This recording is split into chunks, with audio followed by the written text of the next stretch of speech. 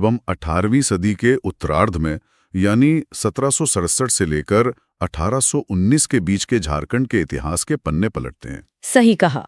वहां वो स्याही की लकीर अचानक खून, पसीने और दशकों के लंबे संघर्ष से भीग जाती है। और आगे बढ़ने से पहले झारखंड की विभिन्न प्रतियोगी परीक्षाओं की पक्की तैयारी कर रहे छात्रों के लिए एक बहुत ही महत्वपूर्ण सूचना है। हाँ, वो ऐप वाली बात। बिल्कुल। विशेष मॉक टेस्ट, सटीक नोट्स और बेहतरीन अध्ययन सामग्री प्राप्त करने के लिए प्ले स्टोर से स्टडी हॉप ऐप तुरंत डाउनलोड करना परीक्षा की दिशा में एक बड़ा कदम हो सकता है। और साथ ही रोजाना अपडेट्स और अध्ययन से जुड़ी चर्चाओं के लिए उनके टेलीग्राम चैनल और व्हाट्सएप ग्रुप से जुड़ना भी बहुत फायदेमंद साबित होगा। तो ठीक है, आइए इसे विस्तार से समझते हैं। आज वो नक्शा जो ब्रिटिश ईस्ट इंडिया कंपनी ने अपनी प्रशासनिक सहूलियत और लगान वसूलने के लिए बनाया था, असल में वो एक धधकता हुआ ज्वालामुखी था। इस स्थिति को अगर हम एक प्रशासनिक मृगतृष्णा कहें तो गलत नहीं होगा। 1765 में बक्सर के युद्ध के बाद कंपनी को बंगाल, बिहार और उड़ीसा की दीवानी तो मिल गई थी। हाँ, कानूनी तौर पर। बिल्कुल। उन्हें लगा कि उन्होंने एक पूरे इलाके को कानूनी रूप से जीत लिया है, लेकिन झारखंड के सघन जंगलों और पठारों में प्रवेश करते ही उन्होंने एक ऐसी जटिल सामाजिक व्यवस्था को छेड़ दिया जिसे वे बिल्कुल नहीं समझते थे। और आज के हमारे इस गहन विश्लेषण का मुख्य उद्देश्य यही है। इन ऐतिहासिक दस्तावेजों से हम केवल कुछ तारीखें और नाम नहीं निकालने वाले हैं। हमें उस तंत्र को समझना है। हाँ, कि कैसे झारखंड के स्थानीय राजाओं, जमींदारों और सबसे बढ़कर वहां के आम आदिवासियों ने दुनिया के सबसे ताकतवर साम्राज्य को बार बार कड़ी चुनौती दी। इन दस्तावेजों में दर्ज 1767 से शुरू होकर 1819 तक चले श्रृंखलाबद्ध विद्रोहों का जो विवरण है ना, वो हमें अपनी मिट्टी से जुड़ाव की एक बहुत ही स्पष्ट तस्वीर देता है। मतलब ये इतिहास केवल विजेताओं की नजर से नहीं है। एकदम नहीं। ये उन लोगों की नजर से है जिन्होंने अपने जल, जंगल और जमीन के लिए बिना किसी आधुनिक संसाधन के एक लंबी लड़ाई लड़ी। तो चलिए इन स्रोतों को खोलते हैं और घटनाओं के उस क्रम को समझते हैं जिसने ब्रिटिश हुकूमत की नींव हिला दी थी। शुरुआत करते हैं 1767 से। हाँ, जब ब्रिटिश प्रशासन बंगाल और मिदनापुर पर अपना कब्जा जमा चुका था और अब उनकी भूखी नजरें झारखंड के संसाधनों पर थीं। सिंहभूम के ढालभूम क्षेत्र में अंग्रेजों का प्रवेश होता है और यहीं से पहली चिंगारी भड़कती है। इसे हम ढाल विद्रोह कहते हैं ना? बिल्कुल। इस प्रवेश का नेतृत्व लेफ्टिनेंट फर्गसन कर रहे थे। 1767 में ढालभूम में कदम रखते ही उन्होंने ब्रिटिश ईस्ट इंडिया कंपनी की वही मानक रणनीति अपनाई। वही कि जो झुकेगा उसे राज करने देंगे। हाँ, जो भी स्थानीय शासक अधीनता स्वीकार करेगा और भारी कर देगा उसे वो अपने मोहरे के रूप में राज करने देंगे, और जो विरोध करेगा उसे सेना के बल पर बेदखल कर देंगे। और ढालभूम के तत्कालीन राजा जगन्नाथ ढाल ने इस अधीनता को मानने से साफ इनकार कर दिया। बिल्कुल इनकार कर दिया। इसके जवाब में अंग्रेजों ने उन्हें पद से हटाकर उनके ही भाई नीमू ढाल को राजा बना दिया। मतलब ये तो बिल्कुल वैसा ही हुआ जैसे आज के समय में कोई नई और बड़ी कॉर्पोरेट कंपनी किसी पुरानी कंपनी का जबरदस्त अधिग्रहण कर ले। हाँ, और पुराने बॉस को निकाल दे। एकदम। वो पुराने सबसे लोकप्रिय बॉस को निकाल बाहर करे, उसकी जगह एक कठपुतली को कुर्सी पे बैठा दे और फिर ये उम्मीद करे कि सारे कर्मचारी चुपचाप काम करते रहेंगे। लेकिन यहाँ तो पूरा सिस्टम ही बगावत पर उतर आया। ये तुलना काफी हद तक उस समय की स्थिति को दर्शाती है। अंग्रेजों को लगा कि राजा का चेहरा बदलने से सत्ता मिल जाएगी, लेकिन राजा जगन्नाथ ढाल की जड़ें अपनी जनता के बीच बहुत गहरी थीं। तो ये कोई महल के अंदर की राजनीतिक साजिश नहीं थी? बिल्कुल नहीं, ये पूरी जनता का विद्रोह था। लेकिन यहाँ एक बात मेरी समझ से परे है। स्रोत बताते हैं कि ये विद्रोह पूरे 10 साल तक चला, 1767 से लेके 1777 तक। ये कैसे संभव है? ये वाकई हैरान करने वाला है। मतलब एक तरफ दुनिया की सबसे आधुनिक सेना जिनके पास तोपें और बंदूकें थी, और दूसरी तरफ एक क्षेत्रीय राजा और स्थानीय लोग। एक सदी के 10वें हिस्से तक वो इस आधुनिक सेना के सामने कैसे टिके रहे? इसका सीधा सा जवाब झारखंड के भूगोल और जगन्नाथ ढाल की युद्ध नीति में छिपा है।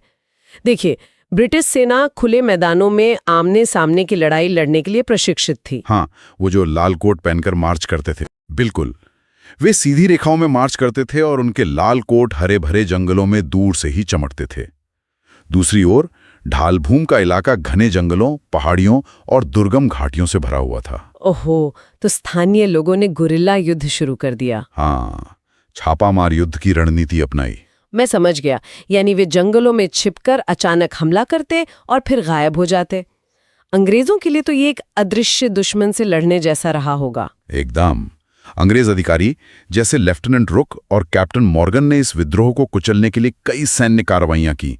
उन्होंने गांव के गांव जला दिए, बाप रे। रसद के रास्ते काटने की कोशिश की, लेकिन स्थानीय लोगों का अटूट समर्थन जगन्नाथ ढाल के साथ था।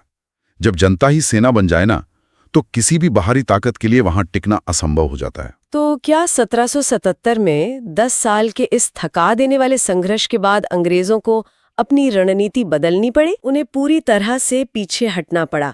लगातार हो रहे आर्थिक नुकसान के बाद अंग्रेजी हुकूमत को समझ आ गया कि ढालभूम पर नीमू ढाल के जरिए शासन करना एक बहुत बड़ा सिरदर्द बन चुका है। तो अंततः 1777 में उन्हें हार मानकर जगन्नाथ ढाल को ही राजा स्वीकार करना पड़ा। जी हाँ, लेकिन उन्होंने एक कूटनीतिक समझौता किया। जगन्नाथ ढाल की वापसी के साथ कर की एक शर्त रखी गई। बिना शर्त के तो अंग्रेज कुछ करते नहीं थे। बिल्कुल। पहले यह राशि 2000 रुपए तय की गई, फिर इसे बढ़ाकर 3000 किया गया और अंततः सालाना 4000 रुपए कर देना तय हुआ। भले ही कर देना पड़ा, लेकिन ये ढाल विद्रोह स्पष्ट रूप से ये साबित करता है कि ब्रिटिश शासन कोई अजेय ताकत नहीं था। सही बात है। अगर भूगोल का सही इस्तेमाल किया जाए और जनता का साथ हो तो उनके फरमानों को पलटा जा सकता है। और इस जीत ने पूरे झारखंड क्षेत्र में एक बहुत ही शक्तिशाली मनोवैज्ञानिक प्रभाव डाला। बाकी लोगों को लगा कि कंपनी की नीतियां पत्थर की लकीर नहीं है। अब यहाँ से ये ऐतिहासिक विवरण एक बहुत ही महत्वपूर्ण मोड़ लेता है। हाँ। अगर ढाल विद्रोह एक राजा की अपनी सत्ता की लड़ाई थी, तो हमारा अगला विषय जो कि चुआर विद्रोह है, वो आम जनजातियों की आजीविका और उनके पुश्तैनी अधिकारों की लड़ाई थी। ये एक बहुत ही बुनियादी फर्क है जिसे समझना जरूरी है। ये संघर्ष 1769 से 1805 तक चला और ये मुख्य रूप से जंगल महल क्षेत्र में फैला हुआ था, है ना? जी। जिसमें मिदनापुर, झालदा, ढालभूम और मानभूम शामिल थे। जी। इस विद्रोह का नाम चुआर विद्रोह है। जहां तक मुझे पता है, चुआर शब्द कोई बहुत सम्मानजनक शब्द तो नहीं है। आप बिल्कुल सही कह रहे हैं। ये बहुत ही अपमानजनक शब्द है। इस क्षेत्र के मूल निवासी जो भूमिज जनजाति के लोग थे, उन्हें अंग्रेज हिकारत से चुआर कहते थे, जिसका मतलब असभ्य या लुटेरा होता है, राइट? हाँ, यह ब्रिटिश औपनिवेशिक मानसिकता का एक क्लासिक उदाहरण है। जो लोग भी उनके थोपे गए कानूनों के खिलाफ अपनी जमीन को बचाना चाहते थे, उन्हें वे सीधे अपराधी घोषित कर देते थे। तो अंग्रेजों ने ऐसा क्या किया कि इन भूमिज लोगों को 26-27 नहीं, बल्कि पूरे 36 सालों तक चलने वाला इतना लंबा विद्रोह करना पड़ा? इसके पीछे का विज्ञान समझने के लिए हमें उस समय की जमींदारी घटवारी पुलिस व्यवस्था को समझना होगा। ये शब्द काफी भारी भरकम है। जमींदारी घटवारी। अगर मैं इसका अनुमान लगाऊं तो शायद घटवारी घाट से जुड़ा है, जैसे नदियों के घाट। नदी के घाट नहीं, बल्कि पहाड़ी घाट या दर्रे। जंगल महल का इलाका पहाड़ियों से घिरा था। इन पहाड़ी रास्तों की सुरक्षा बहुत महत्वपूर्ण थी। अच्छा। सदियों से इस क्षेत्र के भूमिज लोग स्थानीय जमींदारों के यहाँ इन घाटों के रक्षक या पाइक के रूप में काम करते थे। मतलब पाइक एक तरह की पारंपरिक स्थानीय पुलिस होती थी। बिल्कुल। और जाहिर है, इस काम के बदले उन्हें वेतन तो मिलता नहीं होगा। उस समय वस्तु विनिमय या जमीन का ही चलन था। इस पुश्तैनी सेवा के बदले में जमींदारों ने उन्हें लगान मुक्त जमीनें दी हुई थीं, जिन्हें पाइकान जमीन कहा जाता था। तो उन्होंने क्या किया? उन्होंने पाइक लोगों को नौकरी से निकाल दिया और बाहर से अपनी एक पुलिस बुला ली। लेकिन उन्होंने सबसे बड़ी गलती तब की जब उन पाइक लोगों की पुश्तैनी पाइकान जमीनें छीन ली। और सुना है उन जमीनों पर भी भारी टैक्स लगा दिया। एकदम सही। यार, जब आप किसी के पुश्तैनी काम को खत्म कर दें और उसी वक्त उसके परिवार को पालने वाली जमीन भी छीन लें, तो उनके पास खोने के लिए बचता ही क्या है? कुछ भी नहीं। ये तो सीधे तौर पर एक पूरे समुदाय को भुखमरी में ढकेलने जैसा था। क्या आप वास्तव में एक ऐसे ज्वालामुखी को जन्म नहीं दे रहे हैं जिसे शांत करना असंभव है? यही कारण था कि ये कोई सामान्य बगावत नहीं, बल्कि जीवन बचाने का एक जन आंदोलन बन गया। दुर्जन सिंह, श्याम गंजम और सुबल सिंह जैसे नेताओं ने गुरिल्ला युद्ध के जरिए ब्रिटिश प्रशासन की नाक में दम कर दिया। इन दस्तावेजों में एक नारा बहुत प्रमुखता से दर्ज है, रघुनाथ महतो का वो नारा जो उन्होंने 1769 में दिया था। हाँ, अपना गांव अपना राज, दूर भगाओ विदेशी राज। बिल्कुल। ये नारा सुनने में बहुत सीधा लगता है, लेकिन इसकी राजनीतिक गहराई हैरान करने वाली है। वे लोग केवल अपनी पायकान जमीन की वापसी नहीं मांग रहे थे, वे पूरी ब्रिटिश प्रशासन प्रणाली को ही नकार रहे थे। वे स्वशासन की मांग कर रहे थे। क्या बात है। ये उनकी स्पष्ट राजनीतिक चेतना को दर्शाता है। अंग्रेज अधिकारियों ने अपनी पूरी ताकत लगा दी, लेकिन वे जंगल महल के भूगोल और चुआर विद्रोहियों के अदम्य साहस को नहीं तोड़ पाए। तो इस 36 साल के खून खराबे का अंतिम परिणाम क्या निकला? 6 अप्रैल 1805 को अंततः ब्रिटिश हुकूमत को झुकना पड़ा।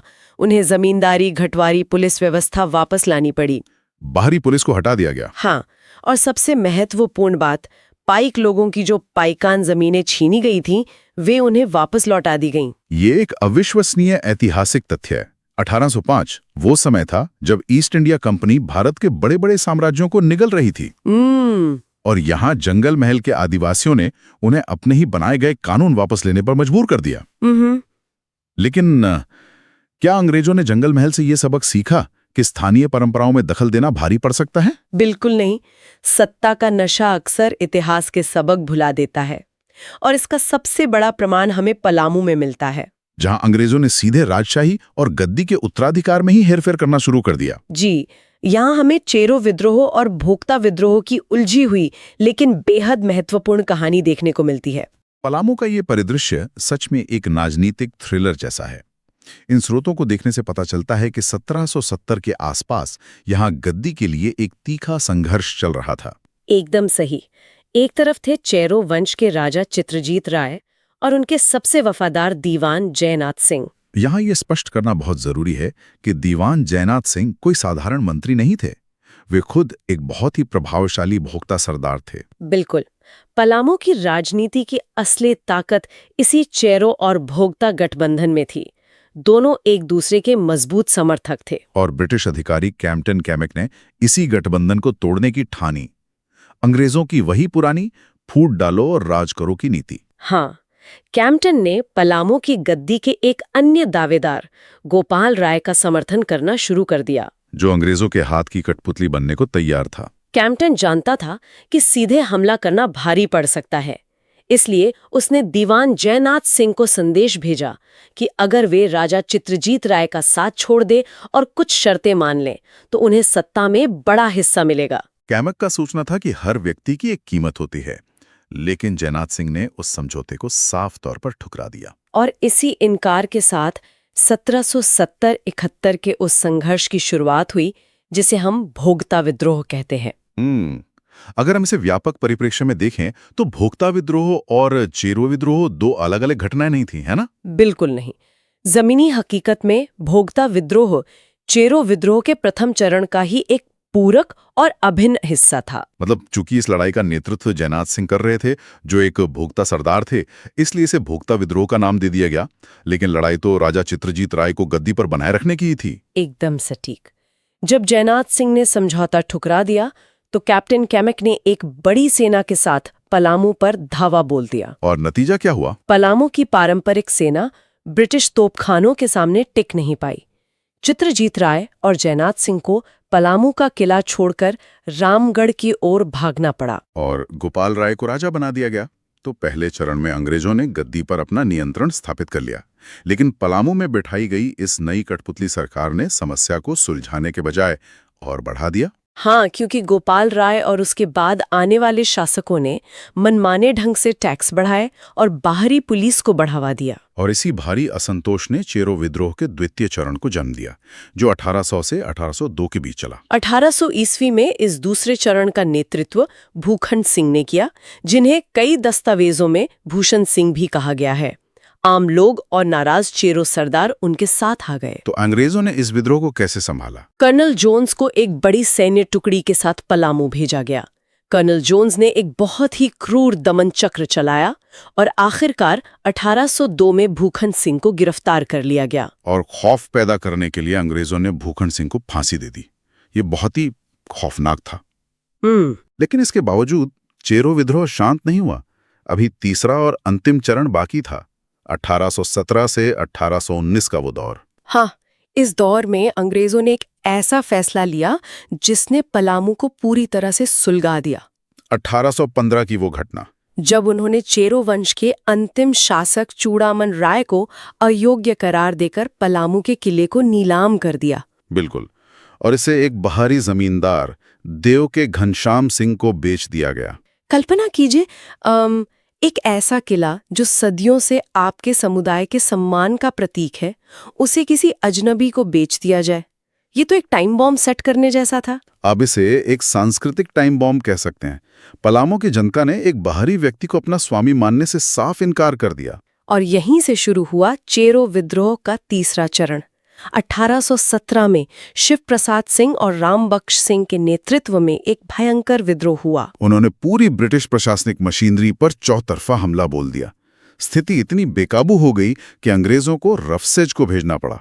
रफसेज? हाँ, रफसेज ने नग्न सैन्य ताकत का इस्तेमाल किया और अंततः 1819 आते आते अंग्रेजों ने पलामू पर अपना सीधा और पूर्ण अधिकार स्थापित कर लिया। ये पूरी यात्रा 1767 में जगन्नाथ धाल से शुरू होकर 1819 में पलामू के चेरो वंश के पतन तक, ये 50 सालों का ऐसा इतिहास है जो खून और जिद से लिखा गया है। इससे ये साबित होता है कि ब्रिटिश साम्राज्य की स्थापना कोई एक तरफा जीत नहीं थी। बिल्कुल। और अब इस विश्लेषण को समाप्त करने से पहले एक विचार है जिस पर गौर करना आवश्यक है। अक्सर हम शक्तिशाली साम्राज्यों को अपराजय मानते हैं, लेकिन जब हम देखते हैं कि जगन्नाथ ढाल और चुआर विद्रोहियों ने कैसे ईस्ट इंडिया कंपनी को अपनी शर्तें मानने पर मजबूर कर दिया, तो क्या हमें इस बात पर दोबारा विचार नहीं करना चाहिए कि असली ताकत का स्रोत कागज पर लिखे आदेशों में होता है या उस मिट्टी से जुड़े लोगों के अदम्य संकल्प में? ये एक बहुत ही गहरा सवाल है। जो लकीरें नक्शे पर खींची जाती हैं, वो अक्सर जमीन के प्रतिरोध से धुंधली पड़ जाती हैं। बिल्कुल सही कहा आपने। इसी विचार के साथ हम आज की इस चर्चा को यहीं विराम देते हैं। सुनने वालों से यही कहूंगा कि खुद इन विषयों का और अध्ययन करें। आज के लिए बस इतना ही। धन्यवाद।